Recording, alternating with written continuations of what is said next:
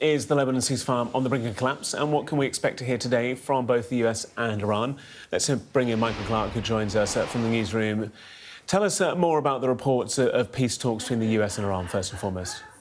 Yes, I mean, the White House is talking up the prospect of peace talks, that there's a framework there. We're aware through the Axios website that a 14-point framework, a 1- or 2-page outline, has been presented, and the Iranians are looking at it. The Pakistanis are talking it up and saying that the Iranians look as if they might go along with it, so that's quite a good sign.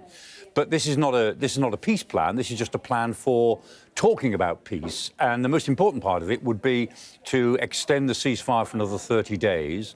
And in that time, they would look to open up the Strait of Hormuz. They could open it tomorrow if both sides just drop their blockade, but they won't do that. Both sides will scale down their respective blockades, we would imagine, in a progressive process. And then we should be aware that this knot of congestion in the Strait of Hormuz will take some time to unwind, because a lot of, at least 1,500 ships have got to get out, and then a lot of empty ships have got to come in to load up again and then get out again before things get back to normal. So it takes some considerable time for the Strait of Hormuz to get back to normal. However, in that 30-day period, when that might be starting to happen, then both sides, it is proposed, would talk about a nuclear deal, which is the essence of what the Americans now want, which would have be a moratorium on the time that the Iranians would not be allowed to enrich uranium. But after whatever the moratorium is, so many years, they would start to enrich uranium again up to levels consistent with the peaceful civilian nuclear program. And then sanctions will be lifted gradually as the Iranians stuck to that deal. The Iranians would give up their highly enriched uranium. They've got this 400-odd kilograms of 60% enriched uranium, which is nearly bomb-making levels. And they'd give that up to a third party, to some other country, or just have it diluted, but more likely just give it up to another country. And then they would look to get their assets unfrozen, so sanctions relief and the unfreezing of assets to give them the incentive to stick to any deal. That's the outline of a programme. It's a long way to go for that to be properly agreed, but at least if there's a 30-day ceasefire, then they'd embark on that process, and it would get President Trump off the immediate hook that he wouldn't have to go back to war when he knows now that he can't make the military solution work.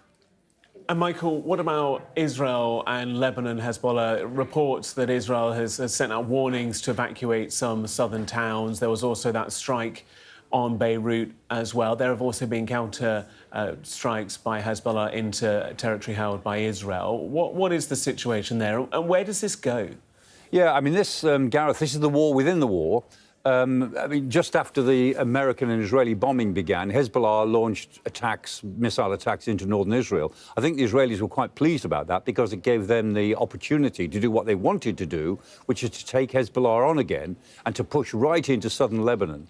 And they're determined to do that, and to, if they can't eliminate Hezbollah completely, at least to weaken it again so that it's not a problem for them for the next few years. And what the Israelis are doing, and you can understand why, that before this started, they had to evacuate 60,000 Israelis from northern Israel to keep them out of the way of Hezbollah rocket attacks. And they said, well, we're not going to do that again. These 60,000 people have a right to live in northern Israel. So the way to protect them from Hezbollah rocket attacks is to move into southern Lebanon and take a piece of their territory, effectively up to the Litani River. And that's what the Israelis want to do. The problem for them is that they need more time to do it. And they worry that if there is some sort of outline peace deal, a big ceasefire between the United States and Iran, say in the middle of next week, that they'll be told they have to stop.